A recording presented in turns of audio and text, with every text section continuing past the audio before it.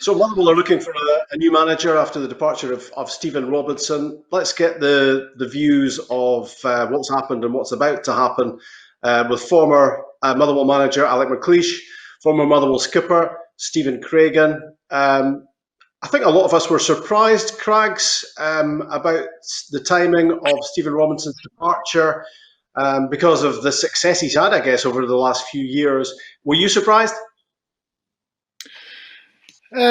Probably not, Rob. No, that's only because I have a personal relationship with Stephen that we've probably been speaking over the past couple of weeks, not every day or every other day, just little messages here and there. And I know he was deflated, he was disappointed that how their season was panning out. I think the way they were playing, just the way the results were going, players were underperforming clearly. So, I think it's something that's been on his mind for a couple of weeks. I didn't think it was going to happen when it did. I thought he might have given it another couple of weeks into the new year, but I'm guessing he must have just reached the point where he thought enough is enough. I can't turn around the fortunes of the team. I can't seem to get the players in the mindset where they should be. And he felt by taking a step back, bringing a fresh voice and a fresh approach may just rejuvenate the players moving forward. So all in all, no, I wasn't surprised that he left. Maybe just the timing of it slightly. I thought, as I say, he might have got another 2 or 3 weeks. Alec, we've had this scenario a couple of times recently in the Scottish Premiership with Gary Holt at Livingston and now Stephen Robinson just saying that, uttering the immortal words, I guess, I can't see myself taking this any further. Yeah. I did see the comments in the newspaper this morning, and knowing Stevie, known him for a few years now, and he's a very enthusiastic guy, and to see him saying those things, then listen, I've been in these situations before as well, so it does become a really lonely place out there at times, and sometimes he spoke about sleepless nights and things like that. Then it happens to not only Stevie, but it happens to everybody when you just don't get the correct results, and no matter how hard you try. I'm just wondering whether the whole points deduction, the points addition scenario was a factor here at all, because Motherwell were kind of for a week or two there, Craigs, yo-yoing up and down the Premiership table. The 6 points they had added on took them into the top half, and then suddenly they were taken away again for no apparent reason. And they were in the relegation scrap, which can't do much for your state of mind, I don't imagine, when you're the manager. No, it doesn't. Listen, I think that was a really uncertain time, Rob, and I think it was very unfortunate that Motherwell got themselves involved in something that was wasn't their doing. That points were added on, points were taken off, a lot of speculation, a lot of talking, and it was topsy-turvy, no doubt about it. But it's I don't think that was the one decision. I don't think the Kilmarnock game was the one game that decided his fate. I think it's something that's been playing in his mind for quite a while. I just think the points deduction thing could have been handled an awful lot better. What the outcome will be, no one has any idea. So I wouldn't say it had a major part in it, but certainly it was disruptive because he was having to answer questions. The club were having to answer questions when they feel as if they've done absolutely nothing wrong. So it's just another little bit of a mess in Scottish football, unfortunately, where these things could be taken care of a little bit more with some more due diligence. And it'll be interesting to see how it pans out in the next couple of weeks. It's a club, Alec, that obviously has got a place in your heart because it was very much part of the ladder of progression for you. You had a great time at Fir Park. And Stephen Robinson's had a great time, hasn't he? When you look at his record, 2 cup finals in the one season, and just a few months ago they were playing in the Europa League qualifiers. Yeah, he's had a great a couple of seasons, and and he's built that. When you think about it, all those years of toil and building to get to that kind of position, then to see kind of the mat being pulled, the rug being pulled from under your feet in terms of the deduction of points. Nobody, as you say, nobody really looked into why that should be done, because it's the first time something like this has ever happened. It's like a force majeure, if you like. So why should a team suffer in terms of just throwing in a completely new rule. It's so hard for everybody to follow the rules of the government or whatever government that you're listening to. And you can see that they're all confused. And to be deducted those points must have been really hard for all the managers who have had to do that. And Stephen has been a breath of fresh air on TV and doing his interviews, and always look forward to listening to him. And for him to make that decision, must be a gigantic decision in his whole life. Rob, I just wonder though. Yeah, sorry, Craig. Sorry, Rob. No, I just wonder that at clubs like Motherwell, Alec will know, the smaller clubs, sometimes you have a shelf life. Because you're always fighting fires, you're always trying to rebuild squads. Particularly at Motherwell, you're always selling your best players. You're trying to put something together, and Alex, right, things get pulled away from you. You've got to go and try and find another player. Someone like, he brought up Cedric Kipre a couple of years ago from Leicester City, and it would make your eyes water how much money he was on initially because it was so low. They eventually make him into £1 million player. They then have to replace £1 million player for next to nothing. So that just shows the enormity of the job and how hard it comes. And I think eventually you may just run out. And I think that's maybe what's happened to Stephen. He's been his success has been terrific. I think up towards £8 million in revenues brought in through transfers, cup finals, European football. So, there comes a stage where you think, I can't do any more. I've done absolutely everything. And you then have to hand the baton over to someone else to come and try and take that fight on. I like Tommy Wright is a name that's been mentioned, pretty quickly mentioned as a possible replacement, and I guess that's an obvious one, isn't it, because of his record already in Scottish football with St Johnstone. Yeah, it looks like Tommy wants to go again, and he seemed quite determined to get back into the game again, and because you can be forgotten in the game, and that can happen to a lot of managers, but Tommy's name's been up there in several other jobs that have been going around, and his name has always been linked with it, and that can't be a bad thing. It was interesting to hear Stevie talking about Steve Robertson there, and in terms of taking it as far as it can go and shelf life, absolutely. And it's not just being like a club like Motherwell that you have a shelf life.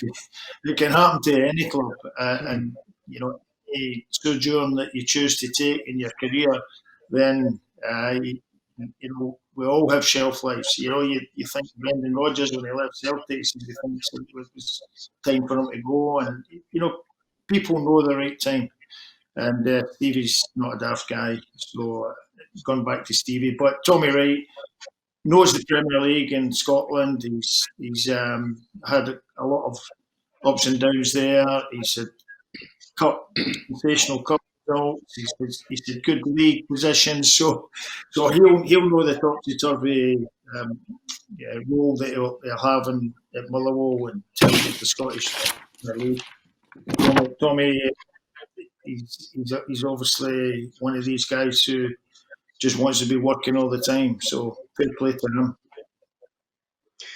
Craigs, Keith Lasley would be the easiest option for Motherwell in that he's already in place, just promoting him up. But he got off to an absolute shocker at the start, didn't he, with the 3-0 defeat in the Lanarkshire derby, and the whole look on his face afterwards told you he was pretty shocked at what he hadn't got from the players. Listen, I think that's the romantic story, isn't it? Someone who's been at the club a long, long time. They've played for the club, captained the club. They've been assistant manager. He worked with me in the under-20s as well prior to getting the assistant manager job. So for him to take that next step into management, the club would think it's great. The fans as well. But it's such a tough business, and Motherwell in such a precarious position that it's a big decision for them. They have to get it right. I suppose their option is to go for someone experienced like a Tommy Wright, who's been there, and keep Keith on. Or if Keith does get the job, then I would imagine he would want to bring in someone experienced as his number two, someone in there who has been over the course, will be a sounding board for him. And the one thing I will say about Stephen Robinson is that he's worked an awful lot, Rob, in coach education in Northern Ireland prior to coming over here to Scotland. So you look at the likes of even myself, Keith Lasley, Stephen McManus, Darren O'Dea, younger guys who worked under him as coaches. He improved us as coaches, never mind just improving players. He went into a lot of depth and detail in his preparation, and I think people have learned from him and have taken that on board. So Keith will have learned an awful lot from Stephen with regards how to look at a game, how to analyse a game, the day-to-day running of the club. So in an ideal world, yes, he would step up and it would be a smooth transition. But you're right, after Saturday's game, he will now be thinking, what is this football management all about? It's not as simple as straightforward as turn up, pick a team and go and win a game. So he will have learned an awful lot in that 90 minutes about himself. Over the weekend, he'll probably have done a lot of soul searching. But it's certainly an attractive job. The players there have massively underperformed. A lot of them were in the team that finished third last year. So if you can just make a few tweaks, get a couple of results, it's amazing how suddenly the momentum can turn from negative to positive. As you say, you've been in with the bricks in the past as player and coach. How would you fancy a return as part of some sort of managerial setup? Listen, I think football is the type, Rob, you never say never. It's not something that I've looked at and thought, well, I'd love to go and jump into that job. Of course, when you spend so long at a football club, thanks to Alec brought me to Motherwell in 1994, probably one of his worst ever signings, but I made the most of it. So, you have an affinity towards a club. You have an affinity towards a club. You would help out at any stage you can, but I think first and foremost, for Keith and for the staff they have, they just need to try and get the players' head right, try and somehow get something in place for next weekend against St Mirren, because it becomes a big job. And as much as you can look below and think you're in a relegation battle, you're only 7 or 8 points from being in the top 6. If you manage to get those 6 points back, is it the 14th of January is going to be the outcome? Then it's amazing how the momentum can suddenly swing. But back to your question, at this moment in time, Rob, I haven't overly thought about it. But as I say, in the future, you just never know. Motherwell, I guess, Alec, have set a high bar for themselves, haven't they? I mean, Craigs is just mentioning the third place finish. They've become top half regulars, qualifying for European football. A club not with a massive budget, which gives the fans expectations, doesn't it, about what's to come? Yeah, exactly. And I found out all about not only management but also recruitment. As Stevie rightly states, in my first season, I inherited obviously a brilliant team from Tommy McLean. We changed the tactics a wee bit in terms of going forward. We tried to attack team, and because we got great wing backs, Rob MacLean, phenomenal, and the Chris McCarts of this world, Tommy Coyne. When you think about it, and then after finishing second in the league the first season, then obviously expectations what, but about 10 of that squad left the club either through injury, the end of their career. Tommy Coyne was kind of burst, and Paul Lambert was one of the most successful and famous Bosman ruling signings for Borussia Dortmund, and I lost all those players within a year of me arriving there. And my goodness, see when you think you've found the new Paul Lambert or the new Tommy Coyne, and it's boys you're bringing into the squad at 19 and 20. Again, don't have the answers, all the answers. They're still learning the game, but they move like Tommy Coyne. They look like Tommy Coyne. They look like Paul Lambert, and that's when you find out about recruitment. And for a couple of seasons, we had a bit of struggle, trying to avoid the relegation and stay up. And it was only when I brought guys like Only Coyle, for instance, and Stevie was becoming a stalwart centre back then. He knew the score by then. But guys like Only Coyle came and he scored a few important goals for us. He came on loan. And you realise, that you do need experience in there somewhere or other. Just finally, Craigs, for you, is it Tommy Wright? Would he be your idea of the next Motherwell manager? It depends what direction the club want to go in, Rob. Do they want something different? Do they want someone to come in out with Scottish football who has a different view, who has no opinions on players, on setups, on systems? Someone like Mickey Mellon, for example, who's been a good success at Dundee United. Or do they want a safe pair of hands who can see them through to the end of the season? With a young coach like Keith working along beside them. So if I'm honest, I think whoever gets the job, the team is more than capable of staying in the division. There's no doubt the players they have underperformed.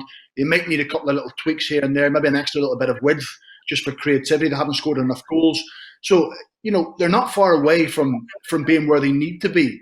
Then Alec touches on recruitment about in the summertime. So I don't think the recruitment will come in so much now, but the recruitment in the summer when there's 9 or 10 players, 9 or 10 regulars who could be out of contract, that's when the work is really going to start. So that's where the club have to try and work out, are they happy to go between now and the end of the season, or are they wanting to look at something a little bit longer term? And that's what will make up their mind. But irrespective of who it is, I don't expect to see Motherwell in the bottom 2, but that could be my famous last words because they've got more than enough quality, and whoever gets it is getting a very good job.